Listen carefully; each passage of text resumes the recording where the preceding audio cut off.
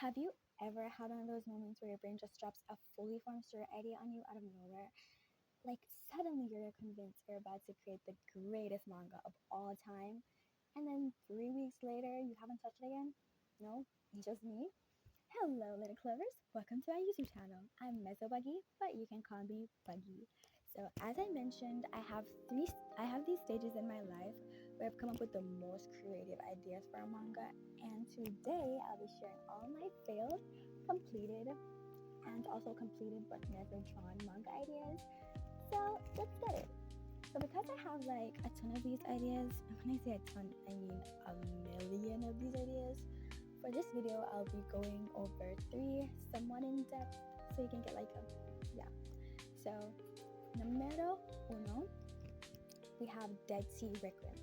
As you guys can guess or not from the title, this was a pirate themed manga. You'll begin to see a pattern here. Most of these ideas stem from my interests at the point are just random ideas that pop into my head. So, like, the premise of this manga was Moon Caspian, a 17-year-old cowboy who dies under mysterious circumstances, awakens aboard a pirate ship drifting through the Dead Sea, a purgatory reserved for sinners who died violently. The sea is made of souls. Here, the dead relive, battle endlessly, fight monstrous trials born from guilt, regret, and sin. Crews accumulate purity points (PP) by surviving these trials, sinking rival ships and recruiting others, earning enough to reincarnate once their ship reaches the final harbor. Rune is the only one who doesn't belong to this purgatory. Thrown into an undead pirate afterlife, armed only with a revolver and a battered cowboy hat, the last gift from his late mother, Rune must adapt fast. Death won't release him, violence costs him purity points, and losing himself means becoming a monster forever. To escape purgatory, Rune must learn what it truly means to purify a soul without losing his own. Now, as I'm sure we're all confused, basically, after death, souls enter purgatory where they can get a chance to reincarnate if they make it to the final harbor with enough gained PP, purity points. I had a system and everything set up for this story, like I wrote a script and all for chapter 1, but alas, I can only stay motivated on a certain project for so long until it hits the graveyard, and that was it for Caspian. I'd even designed like two of the characters. I designed Nico, who was the captain of the ship, I believe, and also I designed Caspian, who was the main character. So yeah. By the way, as I go on, if there are any of these ideas that you guys like and want to hear more of, just let me know in the comments. Okay, idea numero dos, lunar abstraction. And for this idea, it was an idea that my friend and I came up with. So here's the premise. Long before recorded history, ancient god beings ruled the earth, creatures of raw concept and cosmic violence. Humanity survived, only by pruning impossible. They sealed the gods inside the moon itself, turning it into a living prison governed by phases, tides, and eclipses. Every lunar cycle weakens the seal, allowing fragments of the gods called manifestations to escape during specific moon phases.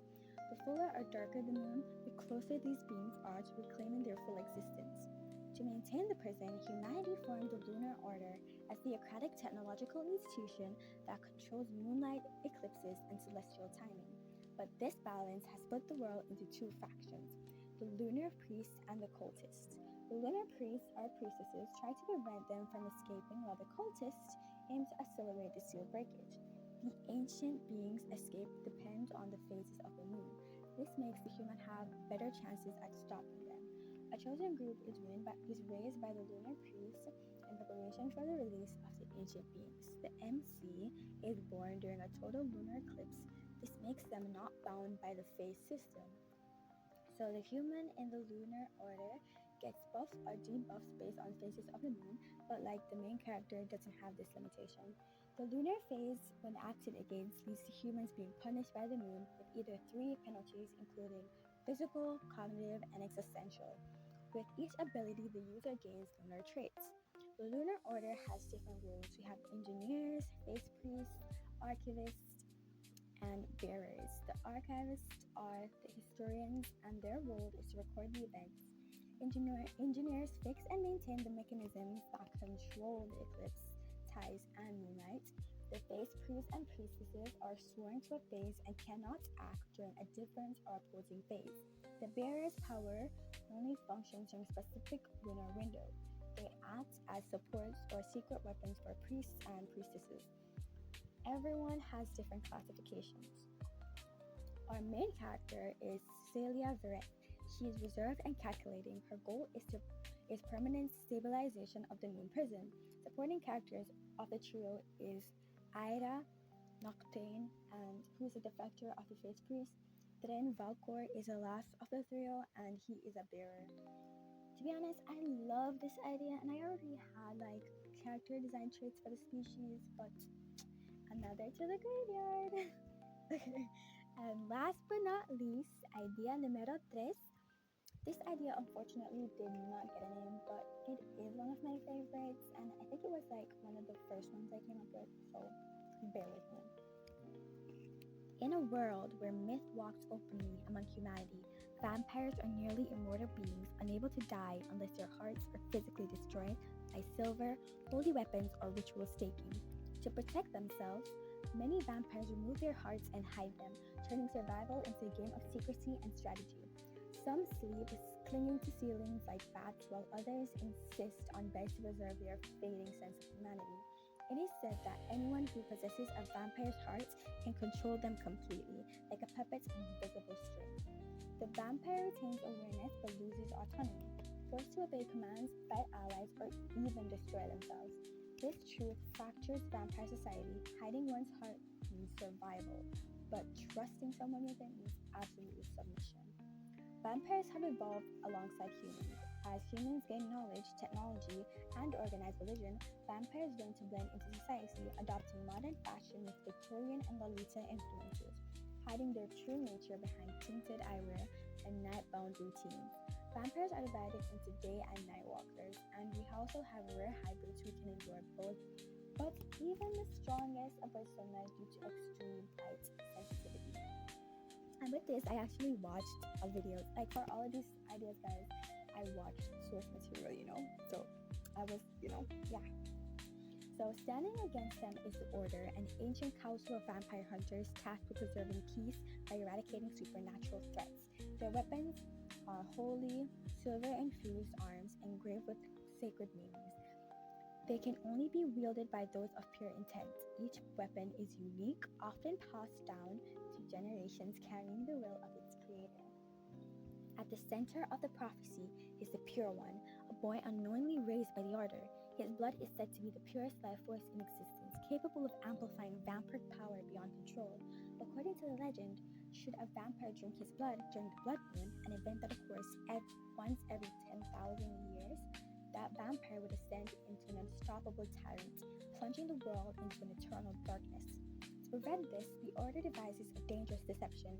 Instead of hiding the Pure One, they place him in plain sight in the battlefield, believing no vampire would suspect such recklessness. To ensure no blood is ever drawn, the boy is sealed in full-body silver armor, turning his weakness into strength. Forcing to train constantly under immense weight, he becomes a defensive powerhouse, mastering endurance, precision, and controlled offense. Despite his growth, the Pure One is haunted by self-loathing. He believes himself weak, stagnant, and overshadowed by everyone's progress, until a harsh truth reshapes his resolve. That's exactly why you have to try harder than everyone else. Unbeknownst to the Order, the greatest threat and greatest hope emerges when the Pure One crosses paths with a pure-blooded vampire, one who is unusually unaffected by holy weapons.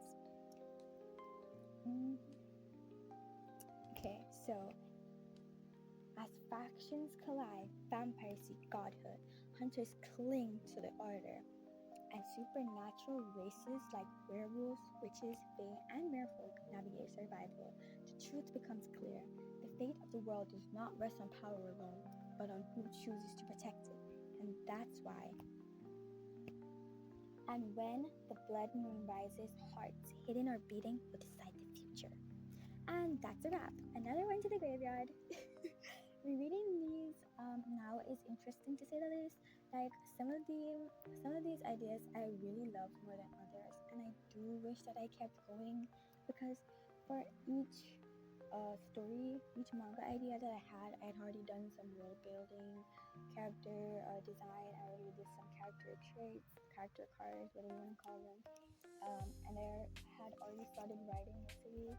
I already had like for the cowboy one, for the pirate one, I had like I think like 4 chapters written already, which is something to say the least. It's a lot, but I don't know. Like I was being like so indecisive with the story that I kept reworking it and reworking it and reworking it and reworking it. And I think it's just not gonna be finished. And to some point, I just started getting like demotivated with going on with these. But yeah, I hate when I start a project but can't commit to it. But I hope you guys enjoy these videos. As I stated, if you guys want to know more, like about any of these manga ideas that I've come up with, just let me know down in the comments. That's all for now. Bye. See you guys in the next video.